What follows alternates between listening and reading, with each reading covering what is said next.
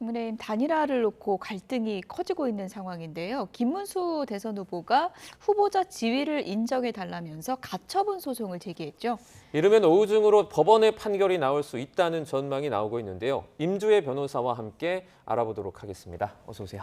네, 안녕하세요. 네. 먼저 가처분 신청을 어떤 내용으로 한 건지 그거부터 알아봐야 될 것 같은데 김문수 후보 본인이 낸 가처분 신청 이게 어떤 내용입니까? 네, 지금 단일화 과정에서 결국 법적 분쟁까지 서로 오고 가고 있는 상황입니다. 예. 먼저 김문수 후보 본인이 국민의힘에서 선출이 된 정당한 대통령 후보자로서의 지위를 갖는다. 이런 부분을 확인해달라는 취지의 가처분을 신청을 했고요. 예. 그리고 일부 당협위원장이 전당대회와 전국위원회 개최를 막아달라는 가처분을 제기를 했습니다. 결국 같은 내용을 심리한다고 볼 수 있습니다. 현 상황에서 국민의힘에서 제대로 선출된 대통령 후보는 김문수 후보 본인이다라는 점을 확인해달라 이런 취지이며 결국 그 내용은 지금 일련에서 진행되고 있는 이 단일화 놀이가 김문수 후보 측을 지금 무리하게 포기시키려는 그런 시도다라는 점을 확인받기 위해서 법적으로 가처분 신청을 했다라고 평가할 수 있습니다.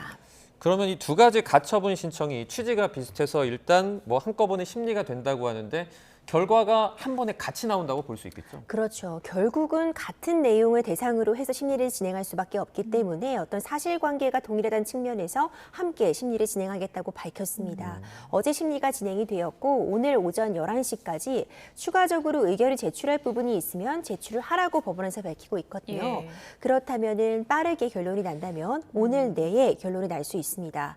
이 가처분이라는 것이 원래 급박할 때 이루어지게 됩니다. 그렇군요. 어떤 본안 판단을 기다릴 여지가 없을 때 임시의 지위를 구하거나 어떤 일을 급박하게 막아야 될 때 일단 가처분, 임시로 막아달라, 임시로 확인해달라라는 취지의 그런 청구거든요. 지금 시간이 얼마 남지 않았습니다. 5월 11일까지 대선 후보로 등록을 마감해야지 어떤 정당의 후보로서 이제 후보 활동을 할 수 있다는 점 이런 부분들이 가만히 된다면 예. 법원 측에서도 결정을 굉장히 신속하게 내지 않을까 현재로서는 판단이 됩니다. 예, 이틀밖에 남지 않았으니까 정말 시간은 없는 그런 상황인데 두 건을 같이 심리해서 결론을 오늘 오후에 이제 나올 예정인 것인데 이 두 건이 결과가 다를 수도 있는 거예요? 결과가 다르긴 좀 어려워 보입니다. 예. 지금 좀 쟁점이 되고 있는 부분은 오히려 법원에서 아예 판단을 하지 않을 가능성은 전 있다고 보거든요. 그럼 각하가 되는 건가요? 그렇죠. 지금 예. 상황은 사실상 정당 내부의 일입니다. 어떤 정당에서 지금 후보자를 선출하는 과정에서 단일화를 하려고 하는데 실질적으로 이 진행되는 과정은 분열화라고 볼 수 있잖아요. 이 과정에서 서로가 감정이 상하고 실질적으로 서로의 권리를 주장하면서 가처분 신청까지 가게 된 건데 정당 행위에는 굉장히 폭넓은 재량과 자유가 주어지게 됩니다. 과연 정당에서 일어나는 이런 일에 대해서 예. 법원에서 개입하는 것이 맞느냐? 이것은 정당 활동의 자유를 보장하고 있는 어떤 헌법적인 측면에 위배된다고 볼 수도 있거든요.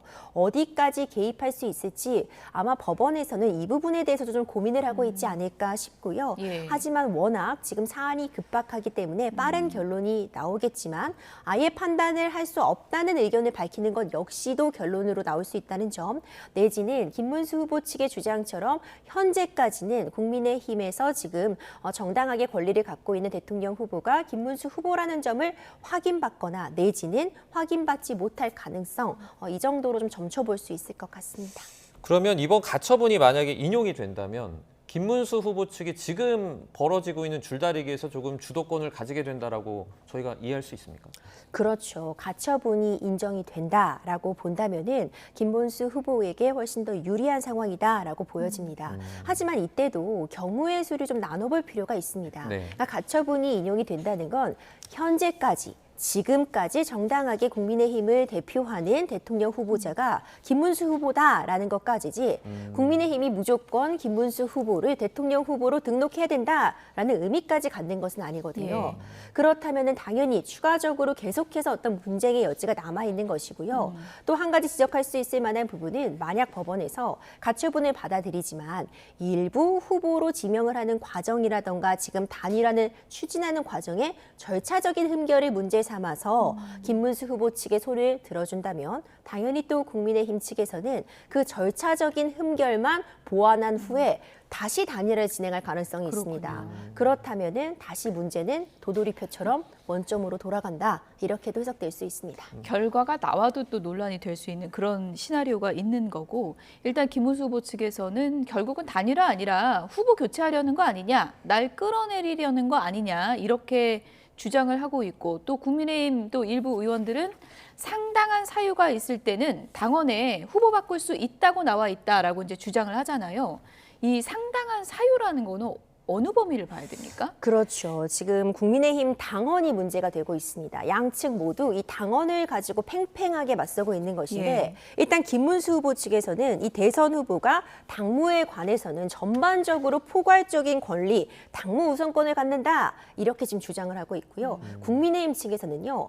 같은 당원이지만 74조 2항을 보면 상당한 사유가 발생을 하면 대선 후보 선출에 관한 사항을 비상대책위원회의 의결로 정하기 때문에 예. 지금 상당한 사유가 발생을 했으니 우리가 후보를 교체할 수도 있다 이렇게 맞서고 있습니다. 예. 이때 상당한 사유는 사실상 해당 조항이 실제적으로 문제된 사례를 찾아보기 어려울 정도로 초유의 사태라고 볼 수 있지만 이게 참 포괄적인 말이잖아요. 그렇죠. 예측해 예. 보자면 어떤 법리적인 리스크가 상당한 경우 예. 어떤 부패라는 그런 부분들이 새롭게 드러난다거나 예. 지금 굉장히 큰 범죄를 저질렀다거나 아니면 지금 어떤 사회적으로 무리를 갑자기 일으켜서 국민들의 신뢰도를 크게 손상시키는 행위를 했다거나 이런 부분들을 산정해 볼 수 있거든요.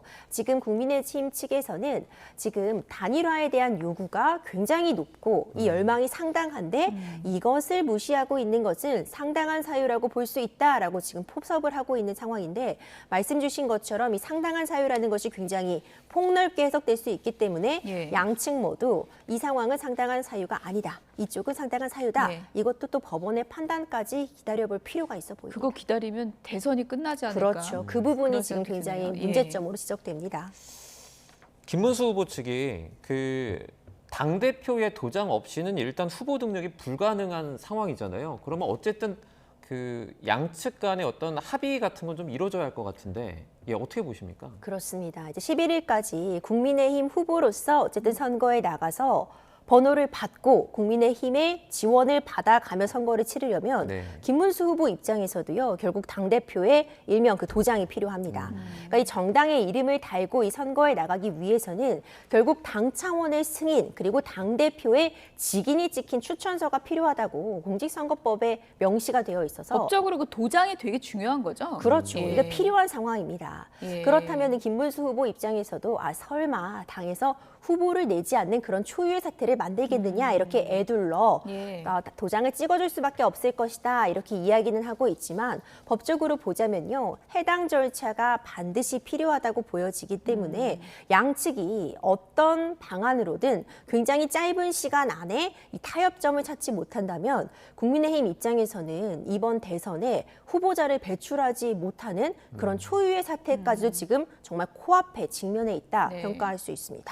그런데 그러면 김문수 후보가 낸 가처분, 직접 낸 가처분, 후보 제위를 인정해달라. 오늘 이제 심리를 해서 결론 낼 때 이 도장 못 받은 것도 하나의 좀 중요한 요인이 되나요? 어떻게 봐야 될까요? 지금 상황에서는 아직 도장을 받는 것은 그 이후의 일이기 때문에 예. 이 도장에 대해서 오늘 판단이 나오지 않겠지만 만약 오늘 있었던 이 가처분의 결과 김문수 후보 측의 손을 법원에서 들어줘서 가처분이 인용이 됐는데 예. 국민의힘 측에서 계속해서 단일화를 주장하면서 예. 이 도장을 끝까지 찍어주지 않는다면 그때 김문수 후보 측에서 다시 이렇게 국민의힘 측이 도장을 찍어주지 않고 나를 후보로 인정하지 않는 부분에 대해서 예. 도장을 찍어주는 부분에 대해서 다시 또 가처분을 신청할 가능성. 그렇군요. 결국 계속해서 법적인 분쟁과 가처분이 지속될 수 있는 상황입니다. 지금 조금 다른 말일 수 있는데 윤상현 의원이 그러니까 소속 의원을 20명 정도 이렇게 같이 데리고 탈당해서 제3의 지대를 만든 다음에 당끼리 이렇게 합치는 어떤 안도 추진 제안을 하기도 했는데 이것도 현실적으로 좀 가능합니까? 시간이 부족한 상황이죠. 지금 윤상현 의원이 제시하고 있는 안은 지금 2번을 달고 이 국민의힘 소속으로 지금 김문수 후보가 있고 김문수 후보는 이미 5월 11일 후보 등록 이후에 단일화를 하자고 밝히고 있는 만큼 네. 지금 시간이 없잖아요. 국민의힘 의원 20명 정도 이 교섭단체를 구성할 수 있는 정도의 의원들이 탈당을 해서 새로운 위성정당을 만들고 거기에 한덕수 이전 국무총리를 추대를 해서 그 제3의 정당의 이름으로 일단 후보를 등록한 이후에 국민의힘과 해당 위성정당이 합당을 하는 과정을 거치겠다라는 이론적으로는 모델이 가능한 네. 그런 구조를 지금 새롭게 제시한 건데 시간이 너무 부족합니다. 그렇죠. 어떤 의원들이 탈당을 할 것이며 이후에 합당이 된다는 그런 보장까지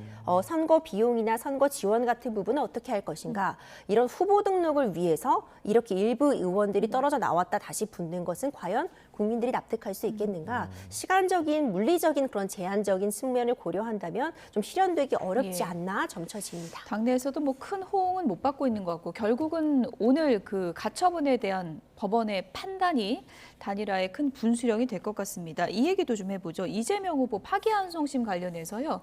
전국 법관 대표회의가 소집됐다고 하는데요. 어떤 요건에 의해서 소집이 된 거고 무슨 논의를 하는 겁니까? 네, 전국 법관회의는요, 이 법관 대표회의 규칙에 그 개최를 할 수 있는 그 요건이 규정이 되어 있습니다. 각급 법원에서 선출된 그 대표 판사들이 모여서 뭐 사법 행정에 대한 일반적인 그런 부분이라던가 법관의 독립성을 저해하는 그런 사태에 대해서 의견을 표현할 수 있는, 의견을 표출할 수 있는 회의체라고 볼 수 있는데요. 이 대표 법관들의 구성원 5분의 1 이상이 법원의 정치적 중립에 대한 의심과 사법에 대한 신뢰훼손 문제에 대해 논의해야 할 필요가 있다는 점에 대해서 인정을 한다면 임시회의 소집이 있을 수 있습니다. 일단 구성원 5분의 1 이상의 찬성이라는 부분이 중요한데 예. 이제 한 차례 이 회의에 대해서 한 번 더 기간을 연장해주는 그런 시점이 있었고요. 회의를 수표를 한 차례 연장한 끝에 이 구성원 5분의 1 이상 찬성이 이제 가결이 되어서 지금 소위는 소집될 예정이지만 구체적인 절차나 안건 등은 추후에 정해질 예정입니다. 이렇게 회의가 소집돼서 나중에 이제 끝나게 되면 그 결과는 좀 정리가 돼서 뭐 발표가 되는 겁니까? 정리가 돼서 발표는 되지만 그것이 어떤 기속력을 가진다거나 법적으로 그 의견 표명에 대해서 어떤 절차가 추후적으로 진행될 필요는 없습니다. 어디까지나 의견 표명이라고 볼 수 있지만 그 의미가 가볍지는 않은데요. 네. 최근에 있었던 그런 의견 표명과 관련된 부분은 일명 그 서부지법 사태가 있었을 때 이 전국 법관회의가 소집이 되었고요. 예. 이것은 어떤 사법부에 대한 중대한 도전이다. 사법부에 대해서 헌법적인 근간이 되는 그 질서를 침해한 것이다라는 그런 의견이 발표되기도 했습니다. 이런 부분들을 감안하자면 어떤 법적인 구속력까지 있다고 보긴 어려워도 법관들의 의견을 수렴해서 그 법관들의 어떤 전반적인 분위기 내지는 그 법관들이 표명하고 있는 가치를 전달한다는 입장에서는 중요한 의미를 가진다고 보여집니다. 네. 뭐 조희대 대법원장에 대한 사퇴 요구가 민주당에서 이제 거세지고 있는 상황이고 또 이제 판사들 내부에서는 그 대법원장 탄핵 추진에 대한 또 우려의 목소리도 나오고 있기 때문에 이런저런 또 좀 안건들이 논의에 올라올 수 있겠네요, 의제로. 그렇죠. 아직 어떤 안건이 구체적으로 논의될지가 정해지진 않았지만 일간에서는 이 조희대 대법원장에 대해서 뭐 의견 표명 내진 사과 요구를 해야 된다 이런 취지도 포함되어 있고요. 예. 사퇴 요구를 이 전국 법관회의에서 의결해야 된다라는 주장도 제기가 되어 있지만 어디까지나 아직까지는 어떤 의견의 어떤 제기 정도에 불과한 상황으로 보여지고요. 이게 전원 참석으로 이루어지는 건가요? 어떻습니까? 그렇지 않습니다. 예. 이 전광 법관 대표회의는 일단 예. 모아지게 되면 5분의 1 이상이 모이면 소집은 될 수 있는 예. 것이고 과반수, 출석의 과반수에 따라서 의결이 가능한 상황이거든요. 그렇군요. 예. 이런 부분들을 감안하자면 현재로서도 이 조희대 대법관의 이 판결에 대해서 공정한 판단이었다라는 입장과 이것이 대선 이전에 무리해서 너무나 신속하게 판단한 부분이 오히려 법관들의 어떤